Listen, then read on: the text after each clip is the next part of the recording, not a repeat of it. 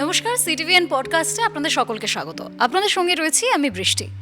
আমাদের পঞ্চ ইন্দ্রিয় মানুষের চক্ষু, কর্ণ, নাসিকা, জিহ্বা, ত্বক, এর মধ্যে আজকে একটা পার্ট নিয়ে আমরা আলোচনা করব, আর সেই পার্টটি হচ্ছে জিহ্বা।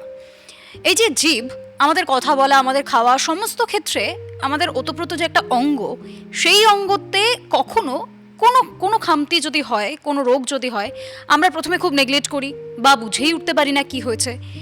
সেই অঙ্গটিকে নিয়েই আজকে আমরা একটু বিস্তারিত আলোচনা করব।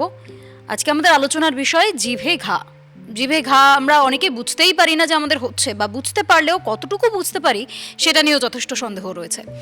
তাই আজকে আমাদের সঙ্গে আজকে পডকাস্টে রয়েছেন স্পেশালিস্ট, কলকাতা মেডিকেল কলেজের general surgeon doctor Abhijit Chowdhury. নমস্কার। অনেক স্বাগত স্যার। স্যার, শুরুতেই যেটা জিজ্ঞাসা করব, মানুষ এই যে পঞ্চ ইন্দ্রিয় আমি শুরুতেই যেটা বললাম, এর মধ্যে কোনো একটারও যদি একটু কিছু খামতি হয়, তাহলেও মানুষ খুব তাড়াতাড়ি সেটা বুঝে উঠে যেতে পারে যে এখানে কিছু একটা গন্ডগোল হচ্ছে। জিভে ঘা, এই যে বিষয়টা, এটা আমি কি করে বুঝবো যে আমার জিভে ঘা হয়েছে? প্রথমত, জিভে ঘা এই কথাটা বলবার আগে আমার প্রথমত কিছু উপসর্গ নিয়ে আসবে। কি উপসর্গ? ডাক্তারবাবু, কিছুতেই খেতে পাচ্ছি না। আলাম খেলে কি হচ্ছে? খাবার খেলে খাবার মুখে দেওয়ার সাথে সাথে প্রচণ্ড জ্বালা হচ্ছে, এমন জ্বালা, অসহনীয় অবস্থা। আলাম তাতে ঠান্ডা জল কিংবা তাতে কিছু আরাম, ঠান্ডা জল, ঠান্ডা দুধ, ঠান্ডা আইসক্রিম, তাতে কিছুটা উপশম হয়। এলাম আর প্রচণ্ড ঝাল লাগছে। আর তৃতীয়ত, সেটা একটু কিছুদিন হয়ে গেলে পরে বলে প্রচণ্ড ব্যথা হচ্ছে। ব্যথার উপশমটাও কিন্তু করা দরকার, কারণ রুগী কিন্তু তখন ব্যথা হচ্ছে এই উপসর্গটা নিয়েও কিন্তু আসে। একদমই। তখন আমাকে দেখতে হয় যে আদৌ তার জিভে কি হয়েছে। বেশিরভাগ ক্ষেত্রে দেখা যায় জিভে কিছু ঘা হচ্ছে। ঘা বহু প্রকার আছে, আমি আর সেটা ডিটেলসে যাচ্ছি না। ঘা হলে পরে এই কটা উপসর্গ নিয়ে এসে আসবে প্রথম। আচ্ছা, এই যে উপসর্গগুলো নিয়ে এসে আসছে, এটা কেন হয়? মানে জিভে ঘা মানুষের, কারণ আমরা স্বাভাবিক খাবার দাবারের মধ্যেই রয়েছি, মাছ, ডাল, মাংস যা যা খাওয়ার সেগুলোর মধ্যেই রয়েছি। তাহলে জিভে ঘা এর কারণ কি? প্রথমত হচ্ছে অত্যধিক তেল, নুন, ঝাল, মশলা, এই জাতীয় খাবার খেলে জিভে ঘা হওয়ার সম্ভাবনা ভীষণভাবে থাকে। দ্বিতীয়ত, কিছু খাবার আছে, যেমন আজিনামোটো একটা কথা বললাম, বেশ কিছু রান্নায় সেটা ব্যবহার হয়। ব্যবহার হয়, জিভে ঘা হওয়ার সম্ভাবনা থেকে থাকে। জিভে কেন, মুখ, শরীরের অন্যান্য জায়গাতেও, পাকস্থলিতেও এসব হওয়ার সম্ভাবনা থাকে।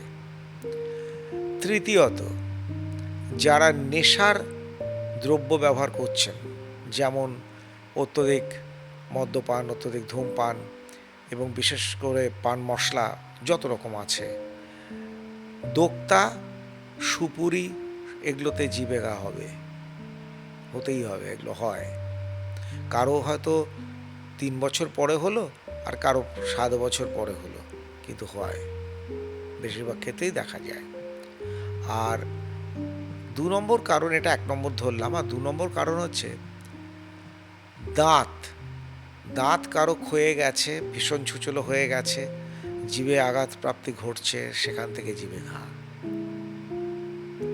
তৃতীয়ত, অনেকে এসে বলে তার চোরা অম্বল হয়েছে।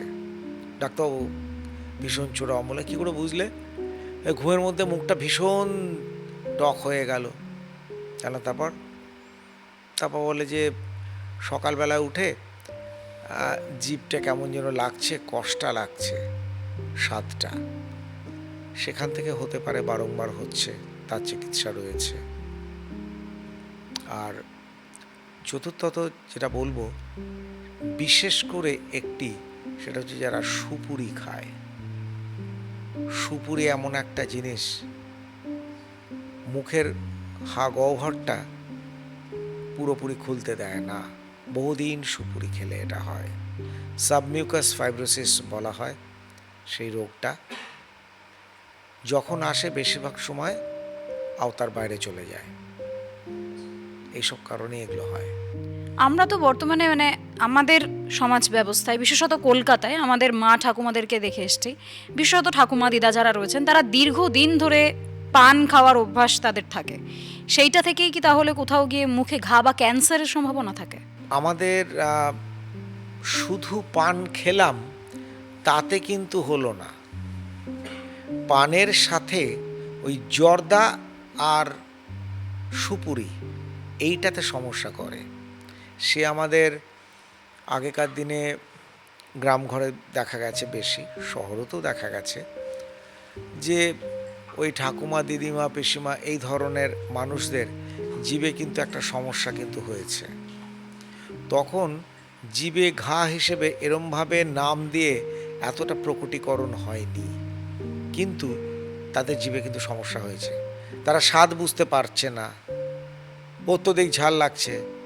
ঝাল যখন লাগছে তখন দেখেছি ঠান্ডা দুধ খাচ্ছে, ঠান্ডা সব কিছু খাচ্ছে, ভাত ঠান্ডা, ডাল ঠান্ডা, সব ঠান্ডা। ওই একটা সাময়িক উপশমের জন্য।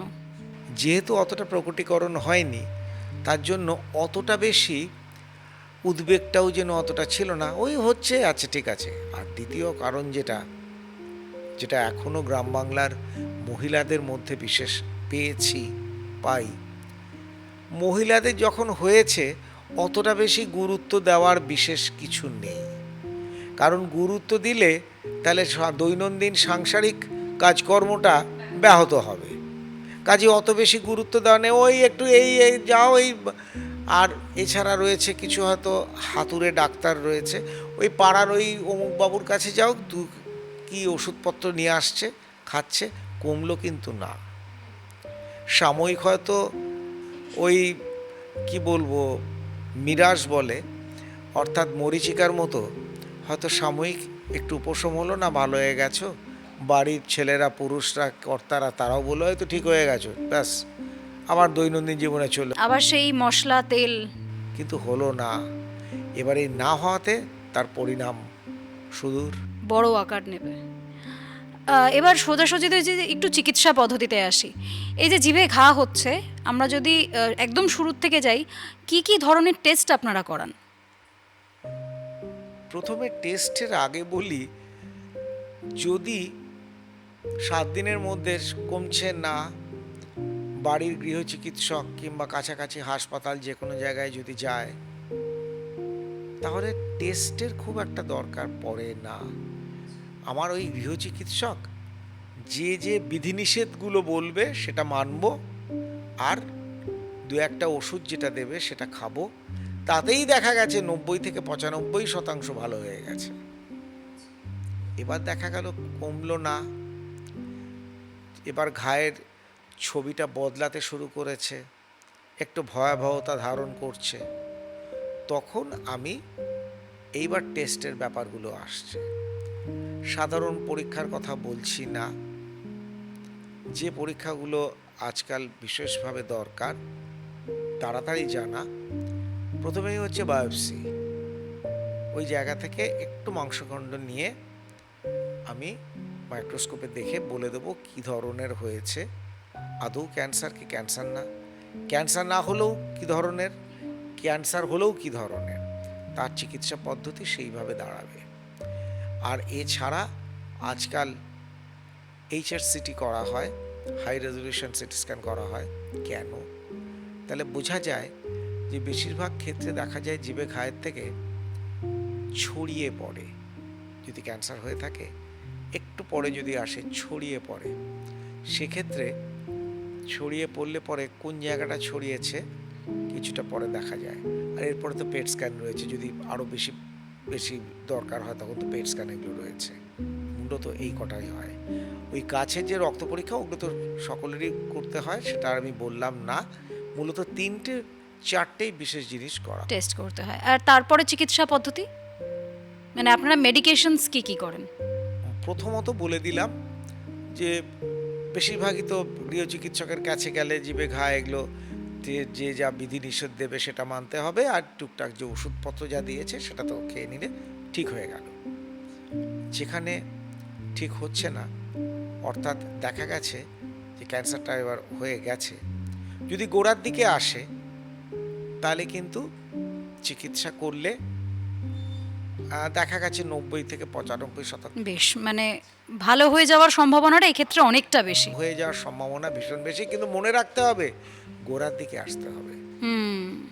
আমি ইদানিং বেশ কিছু দেখেছি পরের দিকে এসেছে, রুগীর বাড়ির লোককে বলেছি আপনারা তো শেষ পর্যায়ে নিয়ে এসছেন, তখন পরিণতি কি সেটা সবাই জানে। হুম, বুঝতেই পারছি। উপসর্গটার উপশমের জন্য যেটুকু করার দরকার সেটুকুই করা যায়, তা বাদে কিছু আর করা। কিন্তু তারপরেও আপনারা বলছেন, ডক্টরসরা বলছেন যে 90% মানুষ সুস্থ হতে পারেন যদি একদম শুরুর গোড়ার দিকে শুরুর দিকে আসতে আসে। পারেন। হুম, বলছি একদমই তাই।